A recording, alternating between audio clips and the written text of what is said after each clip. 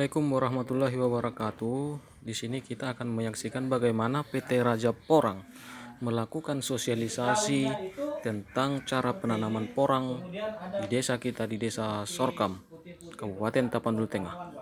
Ini mereka datang dari PT Raja Porang Medan, ingin mensosialisasikan betapa menjanjikannya tanaman porang bagi meningkatkan perekonomian masyarakat di daerah Sorkam pada khususnya Sorkam, Kabupaten Tapanuli Tengah. Terima kasih. Selamat menyaksikan, semoga bermanfaat bagi kita semua.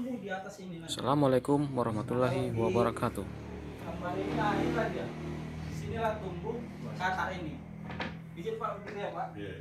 Jadi begitu dia tumbuh ini usia 8 bulan, nah kayak di sana dia mati dia dalam 8 bulan Pak.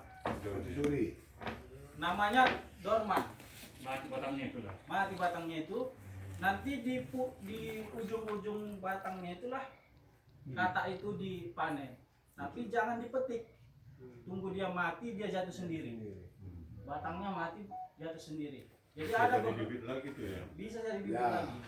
Nah, jadi ada beberapa memang orang yang mungkin kurang pengetahuan, dia petik ini. Nah, ini potensi bibit yang seperti itu gagal tumbuhnya besar. Nah, PT Raja Porang itu tumbuh jatuh. Jangan dipetik. Nah, kalau di PT Raja Porang menyiapkan bibit kata itu yang memang betul-betul sudah tua tadi. Kemudian dikarantina dulu. Karantina, kemudian sampai siap tanam seperti ini. Jadi kalau dia jatuh sudah mati begitu, tidak dikarantina, dia bisa 2-3 bulan baru tumbuh lagi bibit ini. Tapi kalau beli bibit di PT Raja Porang, dia sudah dikarantina, jadi menghemat waktu 2-3 bulan tadi. Itu saya letakkan. Nah, umbinya ini, jadi siklus hidupnya tadi 1 musim begitu Pak. Ditanam, 8 bulan dia tumbuh kata-kata, kemudian dorman, mati. Yang bisa dipanen di musim pertama itu bibit kata. Bibit kata di musim pertama 8 bulan tadi. Nah, dalam 1 musim bibit kata ini dihasilkan dia 2-3 butir. Satu batang ini nanti 8 bulan 2-3 butir bibit kata. Ini bisa dijual, bisa untuk dikembangkan lagi. Kalau saya tanya kembali. Tapi di sini ada sampai 4. Nah, begini Pak. Di musim pertama dari bibit kata tadi dia 2-3. Itu minimal. Nah, minimal. Kemudian ini kan dorman dia mati. Umbi direkomendasikan untuk dibiarkan saja di tanah. Jangan dulu dipanen. Karena dia biasanya di umur 1 musim itu 8 bulan tadi dia beratnya 0,5-1 kg. Jadi kalau dipanen nilai ekonominya belum terlalu tinggi. Direkomendasikan kalau tanam dari bibit kata itu 2 musim. Jadi dibiarkan saja di dalam tanah. Yang umbi ini udah tanah nanti Pak. Dalam 2-3 bulan dia tumbuh tunas lagi. Masuk dia musim kedua, muncul lagi batang seperti ini tapi lebih besar. Dia dalam 8 bulan berikutnya menghasilkan kata 6-7, lebih banyak. Jadi kalau musim pertama tadi 2-3 butir, kalau dia musim kedua 6-7 butir. Dan umbinya yang tadi setengah kilo dia makin besar. Perkembangannya itu tidak 2 kali lipat, tapi bisa 4 kali lipat. Misalkan setengah kilo, di musim kedua nanti bisa 2,5 kilo, bisa 3 kilo begitu. Dia 1 musim pertama membentuk umbi itu yang lama, tapi untuk mengembangkan dia 8 bulan sudah bisa 3-4 kali lipat. Nah, tapi tetap dia 1 pohon 1 umbinya, nggak kayak ubi kayu Pak ya, 1 pohon bisa banyak. Kalau ini tetap 1, hanya saja dia semakin besar. Nah, di musim kedua itulah kita panen tadi 6-7 bibit kata dan bisa umbi diangkat.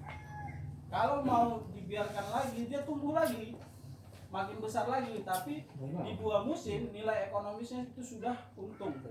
Kalau di brosur yang kami bagikan itu hitungannya 2 musim, Pak.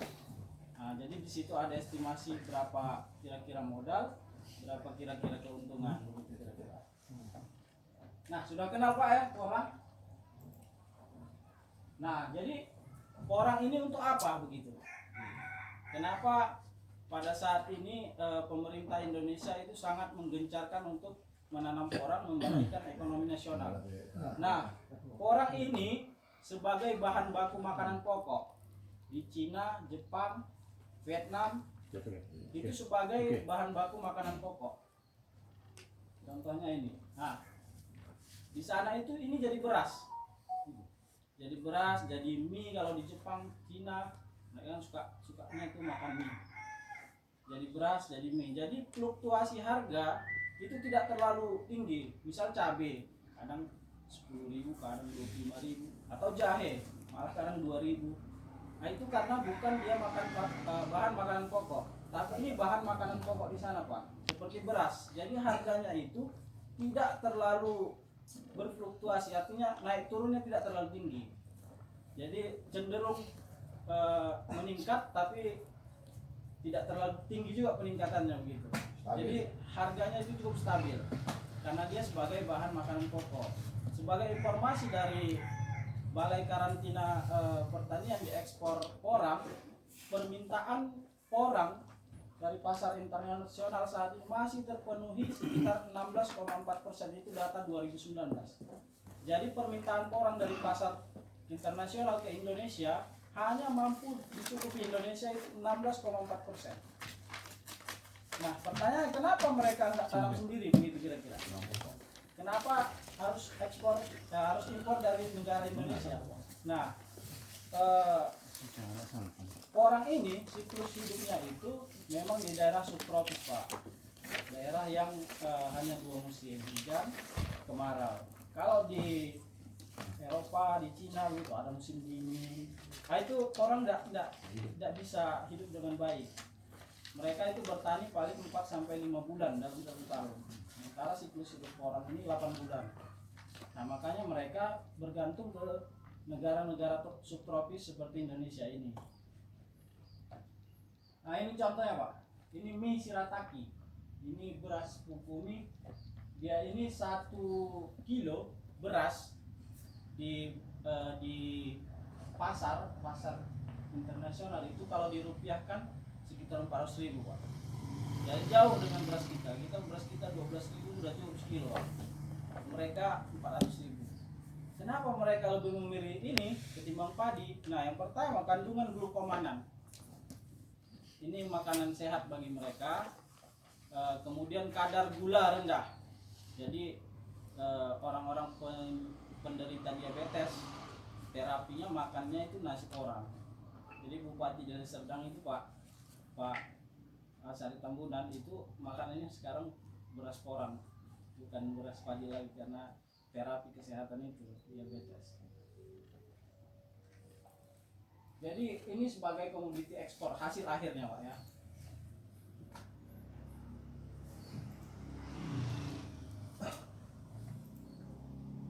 Nah, apa yang mau disiapkan ketika mau menanam porang?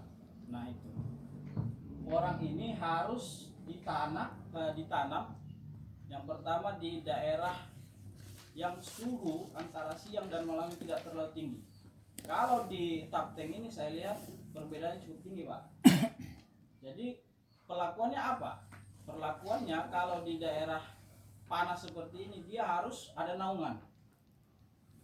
Misal di antara pohon-pohon karet. Atau kalau tidak ada naungan, dia dipakai sistem paranet. Nah, ini pakai paranet nih, Pak. Jaring di atasnya. Supaya apa? Supaya matahari tidak terlalu intens.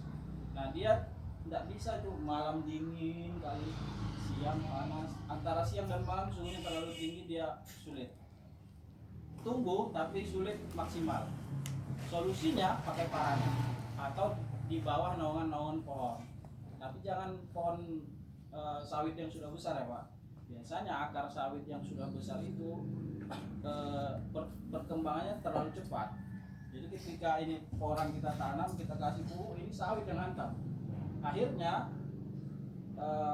umbi porang ini bolong-bolong, jeleklah hasilnya. Tapi kalau dia masih kecil itu bisa.